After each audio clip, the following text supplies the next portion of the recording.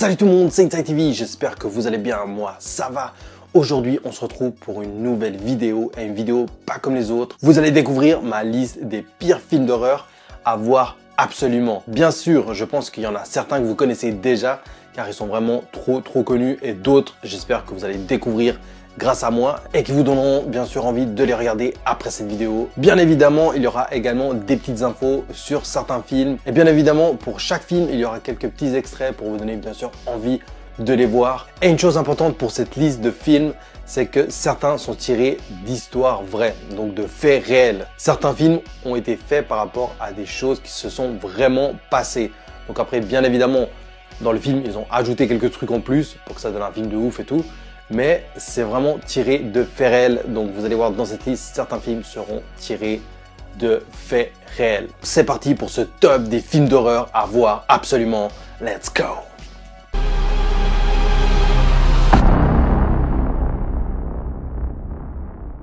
En 10e position, j'ai placé donc Evil Dead, un film de Fede Alvarez qui dure 1h37 et qui est sorti en 2013. Alors vous allez voir, c'est un film de malade.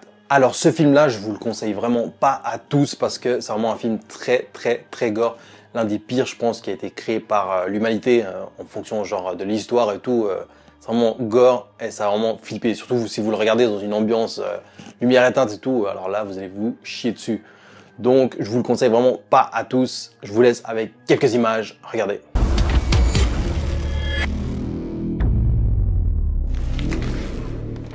Leave this book alone.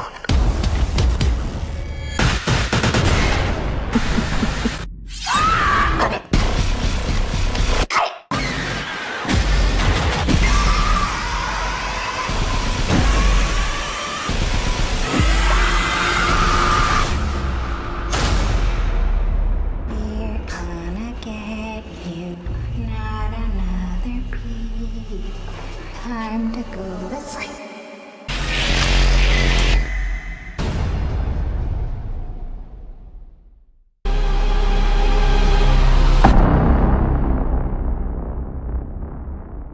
Alors là, on retrouve Don't Breathe, un film sorti en 2016 qui dure 1h28. Et encore une fois, écoutez bien, réalisé par Fede Alvarez. Et ouais, le mec, c'est un réalisateur de malade. Il fait Evil Dead, Don't Breathe, en plus Don't Breathe, film de ouf quoi. Alors, petite anecdote pour ce film, c'est qu'il a été réalisé avec 10 millions de dollars et ils ont fait 157 millions de dollars au box-office. Donc c'est vraiment un super petit budget, parce que c'est quand même un assez petit budget pour un film d'horreur, mais ils ont gagné 157 millions de dollars, donc c'est oufissime. Il fait également partie de mes films préférés d'horreur, car je trouve vraiment que l'histoire elle est recherchée par rapport aux films d'horreur qu'on a l'habitude de voir, genre il y a un tueur qui leur court derrière, des trucs comme ça. Là, vraiment, l'histoire est ouf. Encore une vraie pépite de Fede Alvarez, un réalisateur de malade. Je vous laisse avec les images, on se retrouve juste après. That's your guy. Is he blind? It's really fucked up to have a blind guy, isn't it? Just because he's blind don't mean he's a saint, bro. Really fucked up. Really? Guys. Money's probably in there. Who's there?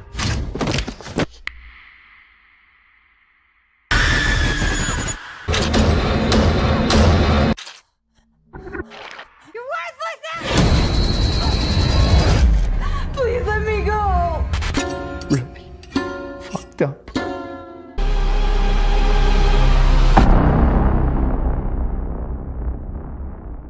En 8e position, on retrouve Hush. Alors ce film sorti en 2016 sur Netflix qui dure 1h27 est vraiment un film à petit budget. Alors pour comparaison avec les deux films qu'on vient de voir juste avant, en numéro 9 et 10, Evil Dead a été réalisé avec 17 millions de dollars de budget et Don't Breathe avec 10 millions de dollars de budget. Donc là pour un film Netflix, 1 million de dollars de budget, c'est vraiment un tout petit budget, donc on s'attend vraiment à avoir de la merde.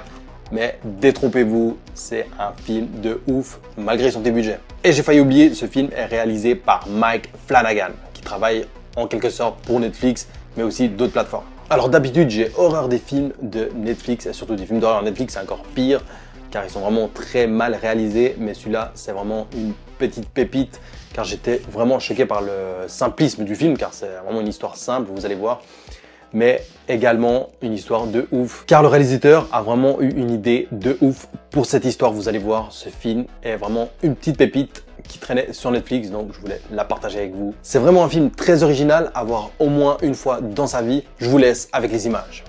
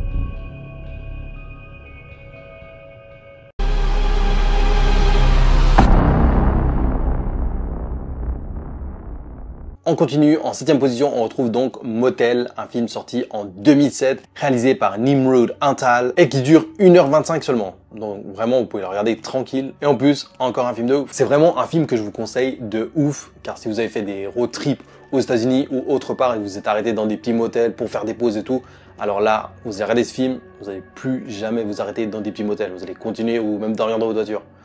Regardez les images. I took a short.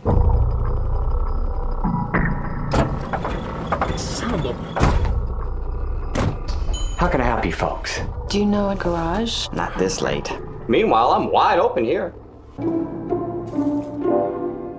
I'm slipping in my clothes. Imperial Library of Classics. You turn that off. David? Is that this room? It sure looks like it.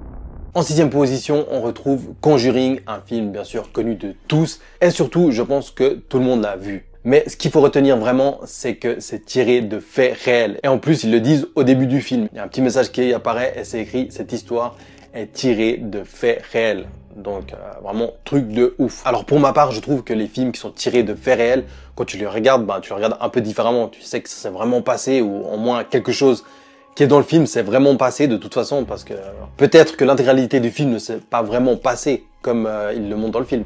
Mais en tout cas, tu sais que c'est tiré de faits réels, et là, ça te fait 10 fois plus flipper. Alors qu'un film qui a été créé juste comme ça, ça te fera flipper, je trouve, un peu moins quand même qu'un film tiré de faits réels. Ce film est sorti en 2013, il dure 1h52, et il est réalisé par James Wan, qui est un réalisateur vraiment que j'adore, car c'est un réalisateur vraiment minutieux, il pense à tous les petits détails et tout. C'est vraiment un réalisateur de ouf. Donc vraiment bravo à lui pour le Conjuring 1, 2 et le 3 qui sort l'année prochaine. Petite info supplémentaire, Conjuring 2, le 3 aussi qui va sortir en 2020, Conjuring 3. Également Annabelle, tous les Annabelle et aussi La Nonne sont tous tirés d'histoires vraies.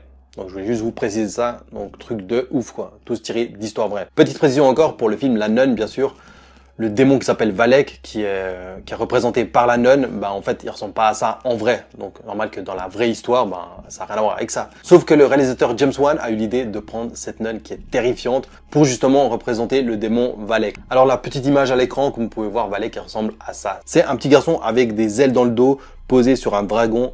Seulement, le réalisateur James Wan savait qu'il ne ferait pas peur, donc il a imaginé cette nonne pour représenter le démon Valek. Donc vraiment bravo à James Wan qui a trouvé cette nonne qui fait vraiment flipper tout le monde.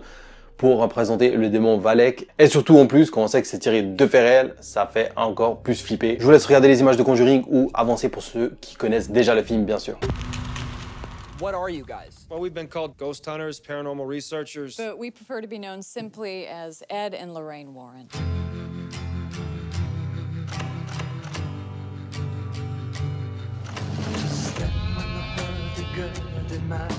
There's something horrible happening in my house.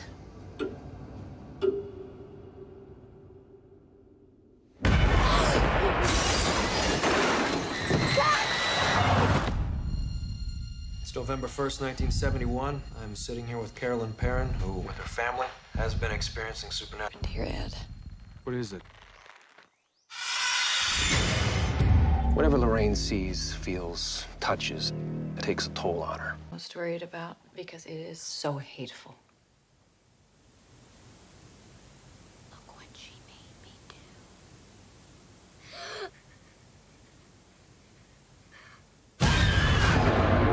We have to get out of here. That's not gonna help. This thing has latched itself to your family.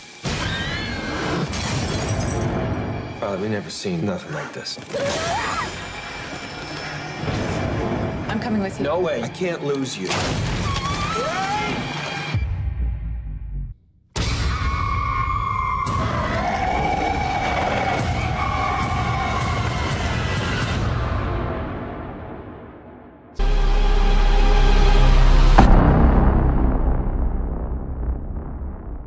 En 5e position, on retrouve Texas Chainsaw, ou bien sûr Le Tueur à la tronçonneuse, plus connu sous ce nom en France, mais sinon c'est Texas Chainsaw, le vrai titre, qui est un film qui est sorti en 2003 et qui dure 1h53. Ce film a été réalisé par Marcus Nispel et lui-même l'a dit, il s'est inspiré de Ed Gein pour créer son film. Donc Ed Gein, si vous connaissez pas, c'est le mec qui a vraiment massacré des gens et coupé leur visage pour se faire des masques avec. J'ai fait une vidéo là-dessus, si vous voulez la voir, elle est dans la description. Je vous laisse aller la voir. C'est une assez longue vidéo en description où je parle vraiment en détail de toute sa vie et de tous les crimes qu'il a commis jusqu'à la fin. Donc si vous êtes intéressé, je vous laisse aller la voir juste en description. C'est vraiment un très bon film d'horreur tiré de quelques faits réels, comme je vous ai dit. Alors je vous laisse avec les images.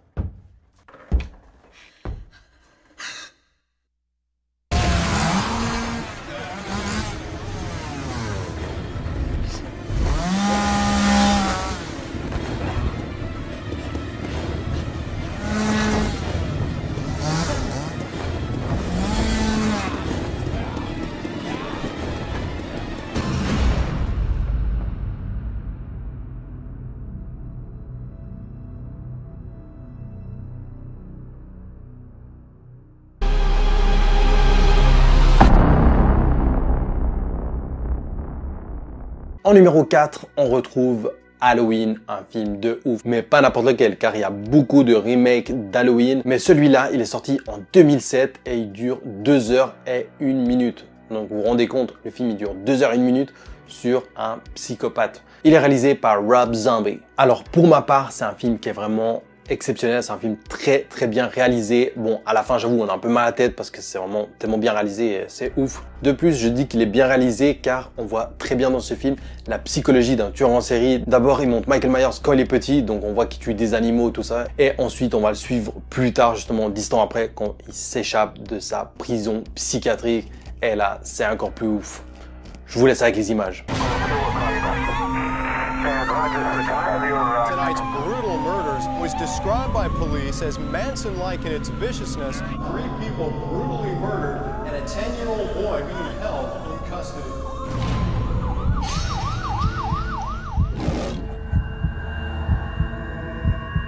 You haven't said a word for 15 years. This summer, Rob Zombie unleashes a unique vision of a legendary tale.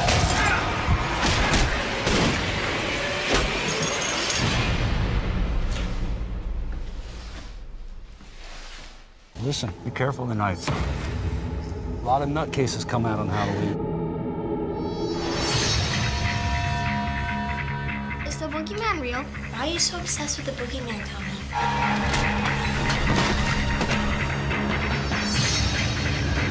I'm gonna cut that mask right off your face. He's come back for his baby sister.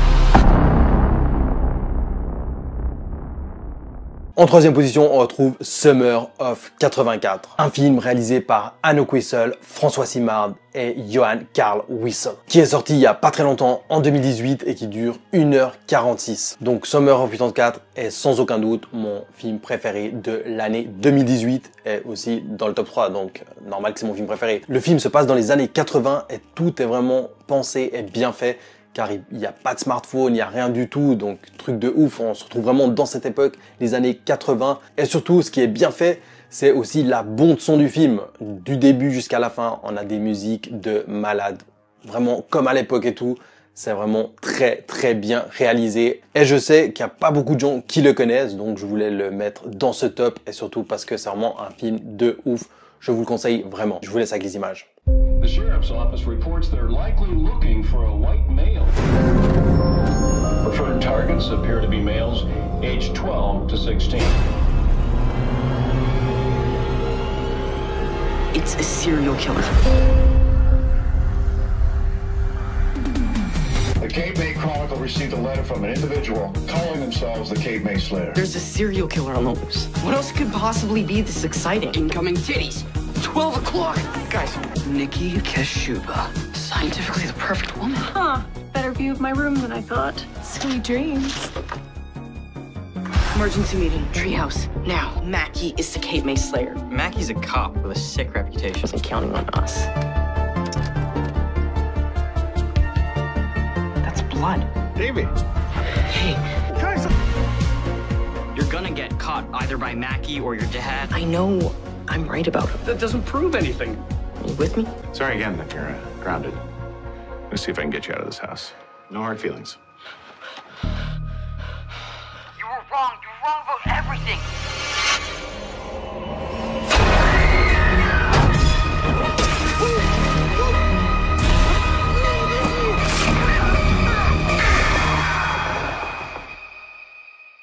Even serial killers live next door to somebody.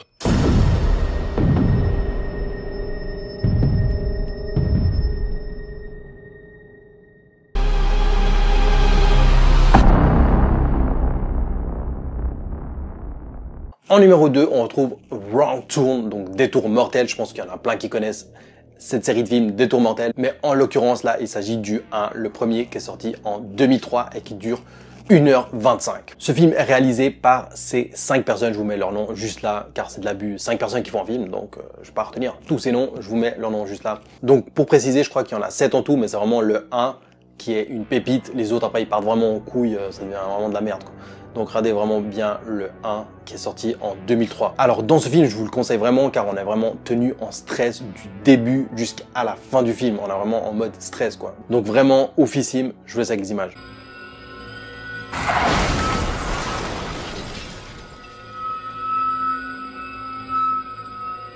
Hey, you all right? I'm so sorry. Yeah. I just found this tied to a tree back there. Somebody did this.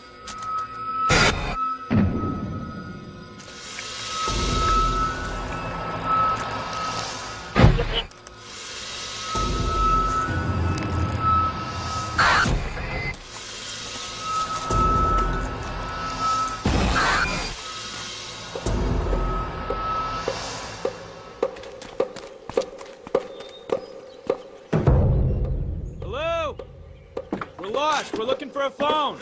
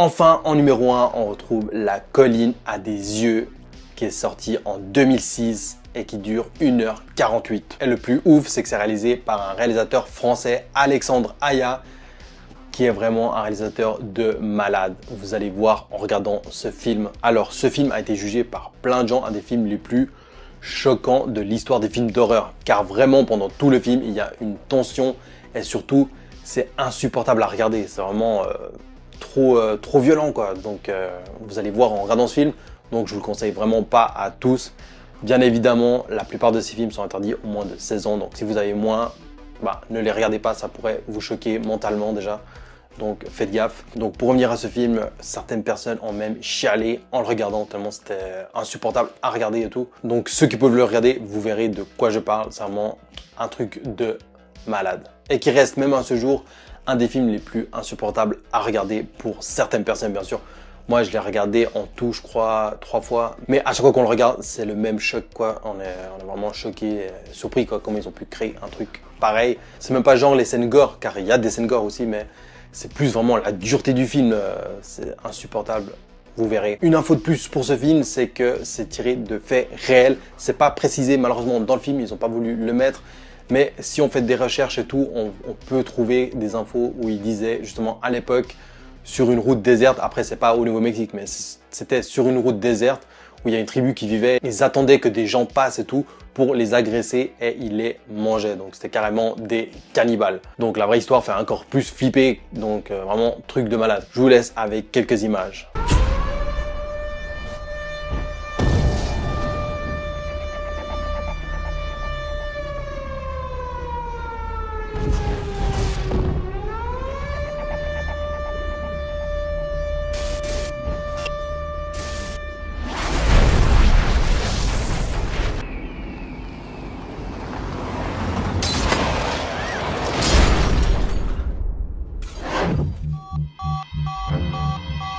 Did you find a signal? No, nothing.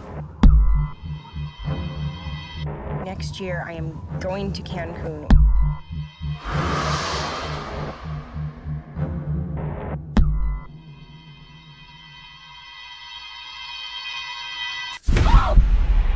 There are like people or something living in those hills.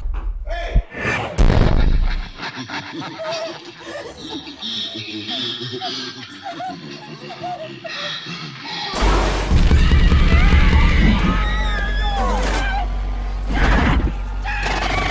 What do you want?